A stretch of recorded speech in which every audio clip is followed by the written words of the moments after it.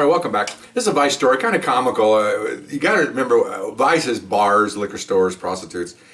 And bars is a biggie in our area. And, several things, serving to drunks, serving to minors, and also barmaids, or I'm sorry, bar girls that would sit there and you sit with them and they make friends with you. And you order 2 beers, and usually a guy's been drunk. He'll give the bartender $20, and the bartender will give you $2 change for 2 beers. Those days, beers were 85 cents. And so, it was back in the 70s. And then the bartender and the maid would split the rest. And it goes on all night, make a lot of money. Make $500-$600 a night doing that sort of thing. Bilking drunk guys. So we were looking on the look for that. And again, get a complaint at a bar, which we did, huge bar, huge, by other bars. They call the Vice, and we go and investigate it. This was a huge bar. It was had a history of not being able to be taken by Vice because they always seemed to know who Vice was. Well, we were kind of funky looking, and we thought, well, let's give it a kind of a challenge. Because we had all the bars in our files, how many times we've been in those bars and how we were arrested. And this one had no arrests for a long time. So that keys us that, maybe we need to go in there and see what's going on. And of course, we got a complaint, which helps. So this is what we're going to do. I had a partner. I was now senior, and we had a junior partner working with me. And we're all Latins in there because it's a Latin area. And I asked him, what do you want to do? It was his case. What do you want to do? He goes, well, he said, we're going to try something different. What's that? He says, he was a card too. He was a funny guy, a little heavy-set guy. He was funny. He was the guy on RealCopStoriesVideos.com. When we're working the medical center, I'm working the elevator area, and he's working the scullery. He was a guy that worked in there and worked his butt off, scouring pots and pans. Okay, I think he lost 20 pounds in there. But he was a guy that unfortunately got that one. Now he's a little more senior, and he's going to work on a case. He goes, I'm going to go in there as a blind man. I said, what? He goes, I have a cane. I have sunglasses. I'm going to put a big derby hat on. I'm going to wear a big jacket. I'm going to go in there and I'm going to make believe I'm blind. And that way we see what happens. Sounds good to me. So I said, I had another partner with me. And I said, well, let's do this. We'll go in first and we'll pick a spot near where you want you to sit. We knew the layout. You come in, try to find a place over here. Tell them you want to sit at a booth or something. And we'll cover it. Then you give us a signals when you have some violations. We're going to look around too for violations. Okay, fine. So here comes game day. Okay, we go in first. We're sitting around having a couple of beers. We're talking, and we're dressed down pretty good. People aren't really looking at us that much. But it's a local bar, so you get a lot of people, a new face, they'll look at you, and we're laughing and joking around, buying the bartender a beer. Now we're his buddy for life. All that crap that we use. Here comes my partner. I had to hold back from laughing, man. He's walking in with his cane. Now remember, we're not mocking blind people. It's just that he doesn't know how to walk as a blind person. And blind people walk a certain way. You see them walk, they probe with their stick, and he's got sunglasses on in a dark bar.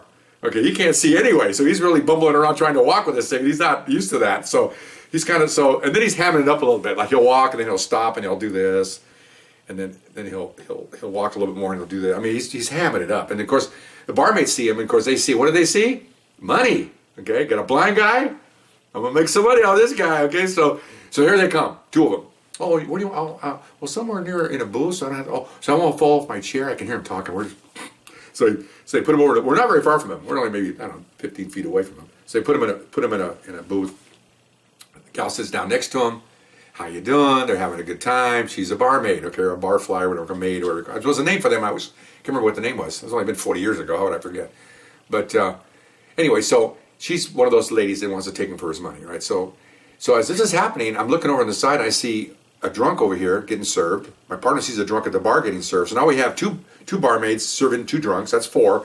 Then we see this girl working on our partner. That's 5. So we have multiple things going on here. So we're looking and said, oh man, we go, this place is ours. Oh yeah, okay. The reign of no arrest in this bar ends tonight. Okay. So what she did was, he told me later. So she ordered a couple beers, and he does this with it. Here's the beer bottle. Okay. He goes like this. We're watching him. So it goes like this. And then she goes like this. Here you go. Oh, thank you. Oh, come on. I mean, blind people probably could drink okay, Or when you come up next time, you go like this, and then she'd go over and put it up to his mouth. I mean, come on. Okay. We were laughing. We were busting up. It was so funny. And then he's trying to find the bottle. She's putting his hand to it. I mean, that I could see would be a problem. But I don't know. I'm not around blind people. I'm sure they know what they're doing. They're competent. They're not completely, they are unfortunately disabled, but I mean, I think they know when they put their drink down, whether it is. They don't have to go like this and try to find it, then she has to pull it over and give it, come on. But he did that. He was a funny guy.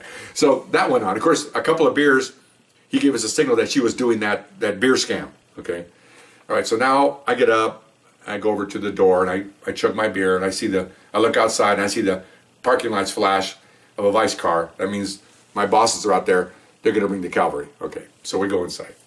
Now, as I told you before in some of these stories, when we call for the cavalry, the uniformed officers to come, we tell them, do not park in front of the bar, park off to the side, form up, and come in. And we'll identify ourselves. We'll jump up and everything. The reason why you don't pull up in front is as soon as the barmaids or anybody in there sees you, they're going to run. And a lot of the barmaids are undocumented ladies, and they don't want to go back to Mexico. In those days, you could actually send them down to immigration. They would deport them. Nowadays, you have to have 5 years of trial until they, and all this stuff. Anyway, so they didn't want that to happen, so they would run. Okay, so we didn't want that to happen. So this time they did it correctly. The uniforms, they showed up because I think our supervisors formed them up, and then they come down, and then they come. There's like 10 of them, uniform officers. As they're coming, they're looking, for. So then when that happens, we wave at them like this. We point over there. Two go over where our blind partner is. They grab her. She gets up and she starts to go. They grab her.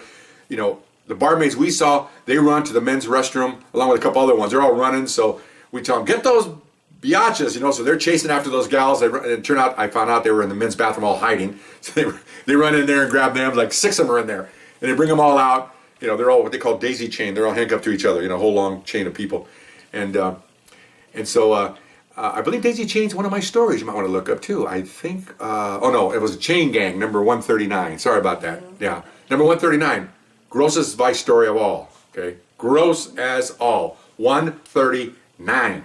Okay. Anyway.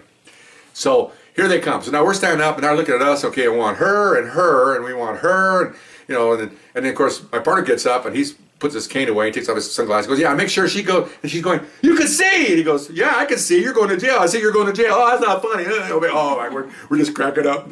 So that supervisors are laughing. So we cleaned the place out. I think they had like 3 barmaids left. It was a big place. So I think there was 2 or 3 barmaids left, and the owner, he was there. He was doing something else.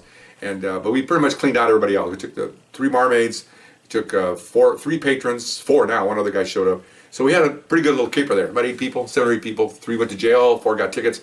It's pretty good. Pretty good. Cleaned the place up, and had a good laugh about him being blind.